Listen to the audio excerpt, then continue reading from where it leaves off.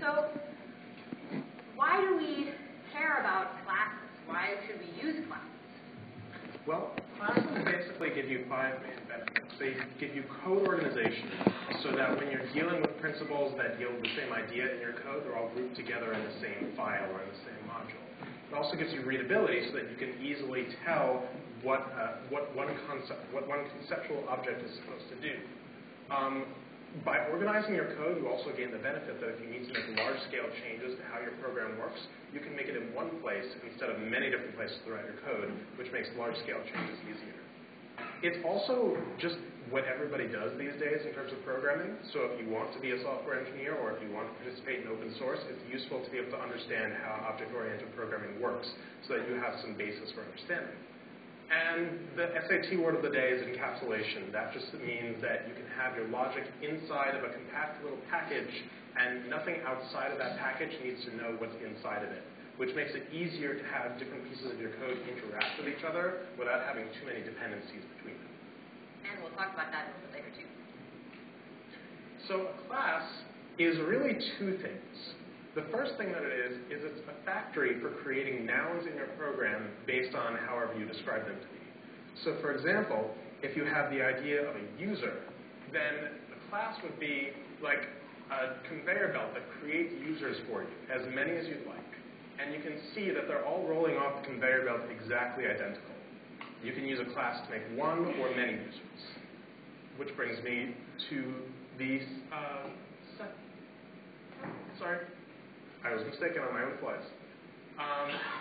Class is one thing. It's a factor for creating nouns based on your description. What does an object contain? An object is one of those things that we create with a class, one of those users that we saw. And objects can contain 2 different things. They can contain local data, such as a name, a birthday, a job. All these things are pieces of information that is associated with the specific user, or whatever object you choose to call it, that you made using your class. Objects can also contain actions. So for example, this user can say hello, you can eat spaghetti, you can teach a class. And as I mentioned, you can use a class to produce multiple different objects off of that same description. So here's another user whose name is Anna, whose birthday is September 6th, and whose job is an entrepreneur. So they have different local data assigned to the objects, but they share the same actions. So even though they have different data, they perform the same actions and they can respond to the same calls from different other parts of your program. So in terms of the syntax for how a class is created, we use the term class, you can see at the top left, and then you give it a name, in this case, user. And then we're going to say that it inherits from the global object, which simply means that it's a new style class instead of an old style class. It's a bit of semantics that doesn't make much difference. And then you can define your local variables, name, birthday, job. And you can define methods inside of the class as well, such as say hello and eat spaghetti. You'll notice actually that methods look almost identical to functions, which you might be familiar with. The difference is that when you define a method on a class, it's indented, so it's actually underneath the word class. You can see at the very top. And also, all methods of classes take an implicit first argument of self, which means that they have access to the local data inside the class. You can see in the say hello method, it refers to self.name, which is going to be the name Jack that we've defined. You can also use it like this, by creating a new instance of a user just by typing out the name that you've defined, followed by parentheses, to say, I'm going to create an instance of this class. So I have Jack1. And you can access the local data of that object simply by using a dotted notation, Jack1.name. And you can create as many Jacks as you'd like, and they're all identical to each other because we haven't done anything to change them. So you can have one class that creates multiple objects. As far as local data goes, it's more interesting to be able to have instances of classes that are similar to each other but have some differences. So in this case, I'm using the special method, which is underscore underscore init underscore underscore. You can just call that dunderscore init or dunder init. And what that does is that's a special function, a special method that runs when the class is first created. So you can see on the other side, I have Harry equals user with the string Harry. And so what happens there is the init function runs, and the name is passed to it, so that local object has the name Harry. And you can see in the say hello and in the greet methods that it actually refers to that local information. So Harry and Sally have their own names, and when you call the same methods on them, they work the same, but because they have different local data, the results are slightly different. And what's also interesting about objects is you can go in and change local information about the objects themselves. So if I said, Harry, your name is now Frank, and I asked this object, whose name is now Frank, to say hello, then he would say, hello, I'm Frank. Because all I've done is I've changed the local data, and the say hello function is going to work exactly the same as it did before. It's just accessing different data. So we want to create a program. We want to take objects that have them interact with each other and see how you can put entire programs together. We're going to create a banking program. So we'll need to have banks and users and accounts. In our main program, when we use these objects, we want to create a bank class with a login method. We'll create a user class and a password. We'll create an account class with an amount. And in the program, we'll create a bank object, create a user object, we'll log in, create an account object, and we'll add money. So again, with our classes and objects, you have the class is a concept of a bank, or a template for a bank, the factory for creating banks. And the same thing with our user. Our user class is a way to make users that are different from each other, but that share actions. So here's our bank class. We want to log in. Now, this looks awfully simple. It just says return true. Why am I returning true? You know, sometimes when you want to see the whole architecture, it's okay to just put in a placeholder, and then you can come back to it. You know that you need a login method. You can even put in a print statement that says, print warning, I need to write this method, just to remind you. But we want to go ahead and do the full architecture, and we'll come back, and we'll do this login method again. In our user class, we're basically just creating a user that has a username and a password. And again, we're using this double underscore in it so that we can pass in a name and a password, username and password, and it will assign those to those class or object variables in object data. And here's our most complicated class, the account class. We're going to initiate with a balance. We want to maintain who the user is for this class. And then we're going to be able to add money and withdraw money. And add money, we're going to basically add the amount that was passed in to the balance that we already have, and we'll print it. Same with withdraw. Subtract the amount was passed from the balance which belongs to this object, and then we'll print it out. We can put all of these objects, they're exactly the same as they just had, we're going to put them in the same file. The bank, the user, and the account. And now, just a reminder, in our main program, create the bank object, create the user object, log in, create the account, and add money. Here we go. The bank equals bank. User Anna equals, and we're passing in the name, username, and the password. And those are going to get held onto as local data by this object. Then we're just printing this just so we know what's happening. Is logged in equals the bank.login. So this is this blank sort of placeholder function. It allows us to write our main program with a reminder that we still need to have this and pass in our username and password. That's how we're going to log in. If the user is logged in, if we return true, then create the account.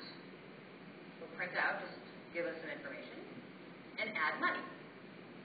So, going back, create the account, create the user object, create the account, create the user object, log in, create the account, sorry, bank up at the top, account, add money.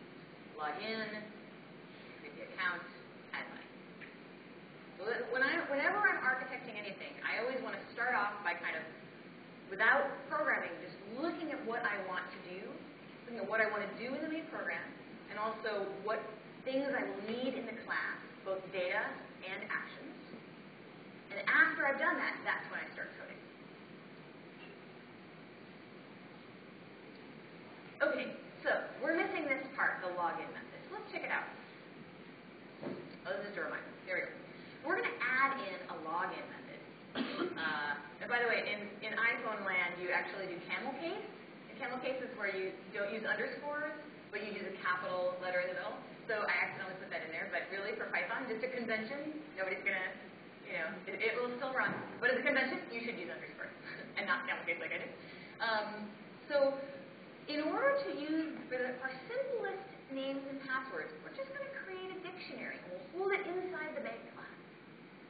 So the bank is going to have its own set of users with their usernames and passwords. And that way, no one outside of the bank can access that dictionary. So it's inside of the bank. Well, but the idea is that it belongs to that specific bank. And that way, if we create another bank, it can have different users with usernames and passwords. And I wouldn't be able to log into the wrong bank with my username and password. And now, we have our login method where we're going to look and make sure that the username and password match in our dictionary. If so, we return true. If not, then we're going to say no, we return false. So really that's the only difference in our program. So here's the bank class added to the same user and account classes that we had before. And now we'll run it.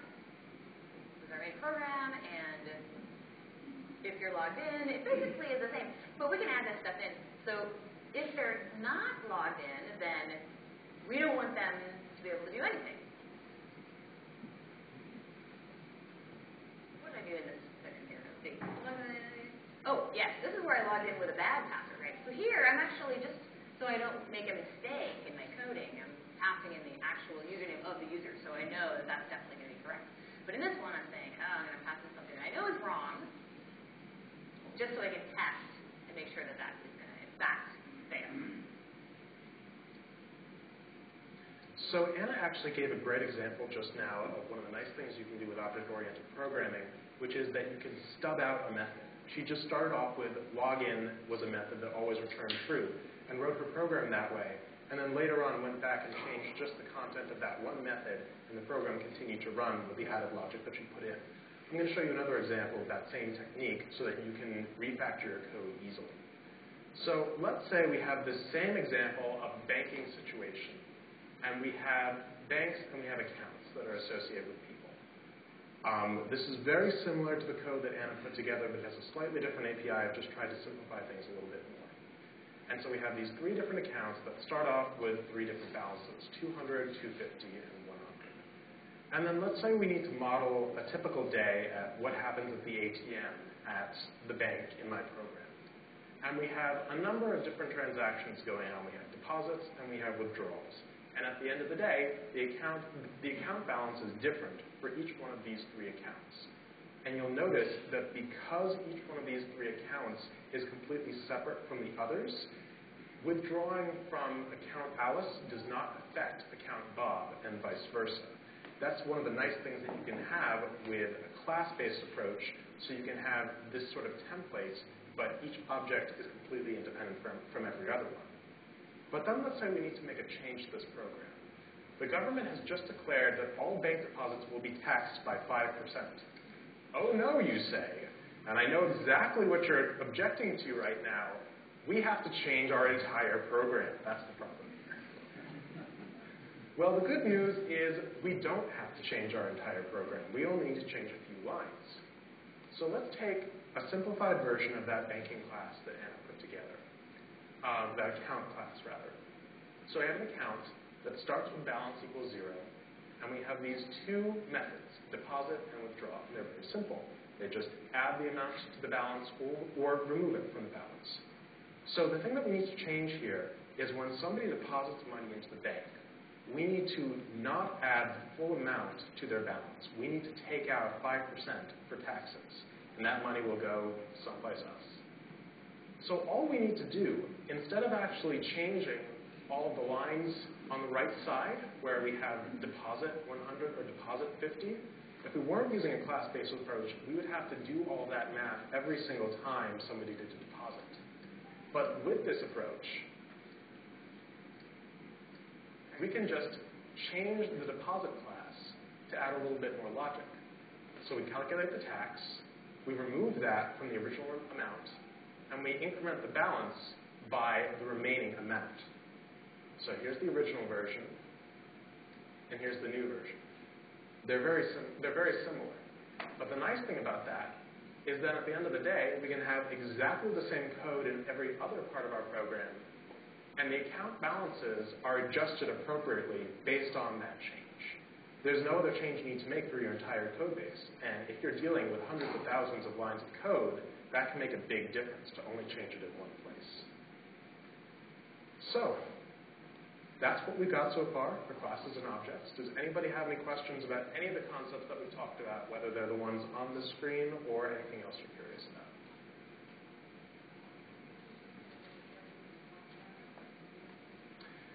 There is. I forget exactly what the name of the method is. Is there some sort of a final method that gets called on an object just before it's removed from the Python interpreter? Destructor?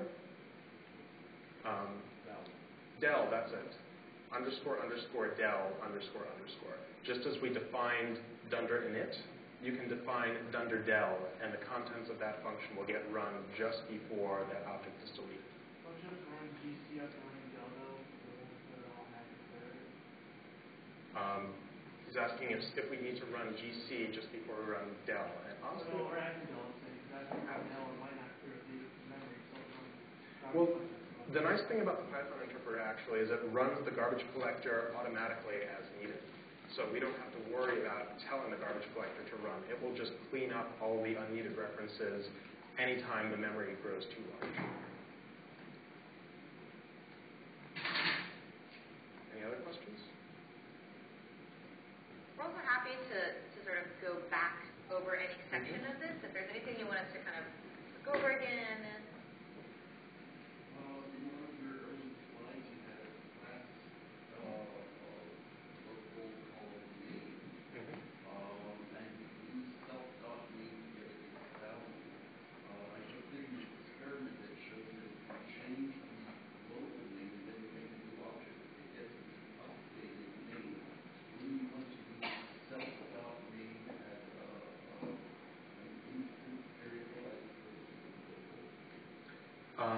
That was...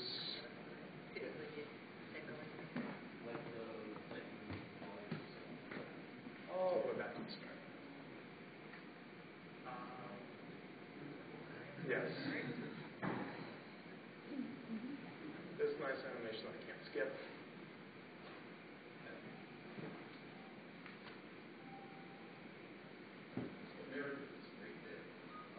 Class user name equals Jack.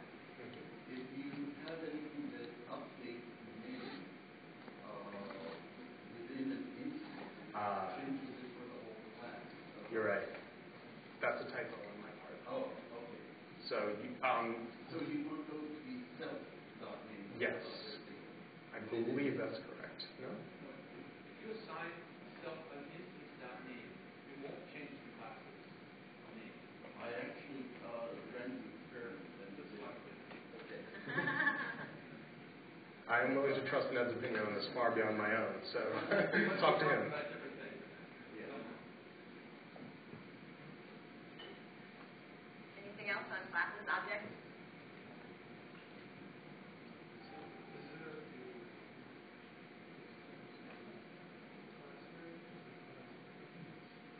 There are class variables and class methods. It's not something we went into this talk, but just as you can assign variables to instances, and I know that there was an example of that down here at the bottom I have Harry.name equals Frank.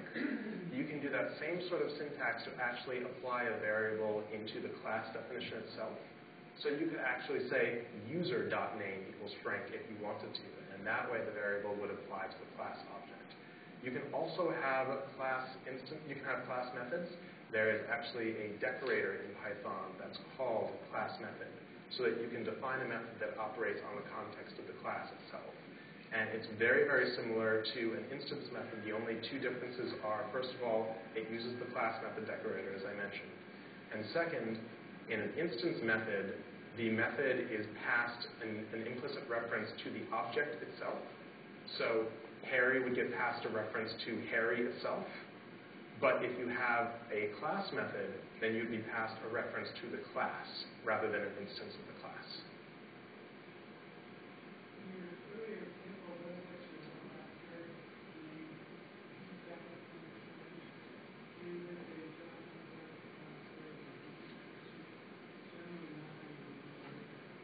Probably not in this case. This is not the best way to write this code. Normally you would want to define these sort of variables in a dunder init method, but I wanted to take this sort of thing one step at a time, which is why I defined it like this here. And then I moved on in a later slide to say you can assign local variables in a dunder init method. Okay, I'm sorry if I misspoke.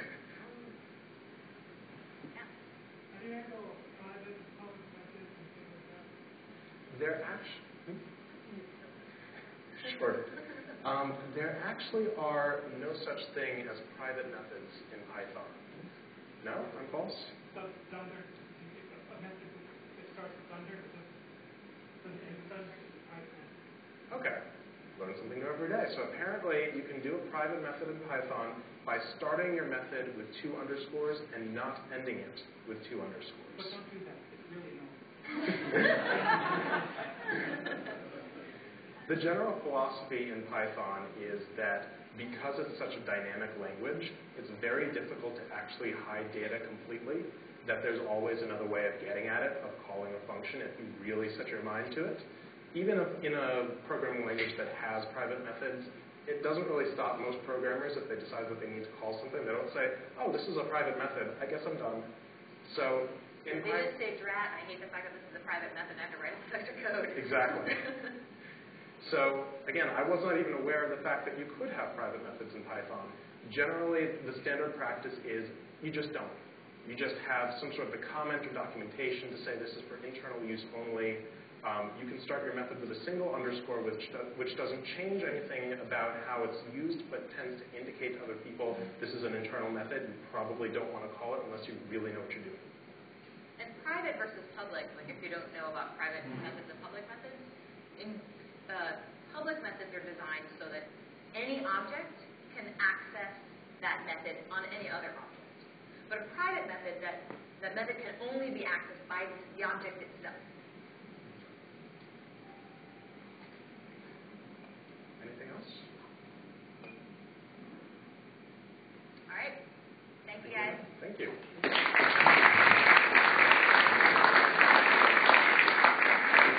I will post these slides on the web somewhere after this talk and send out an email with the link to everybody to meet up. So we have time left. We can do more Q&A.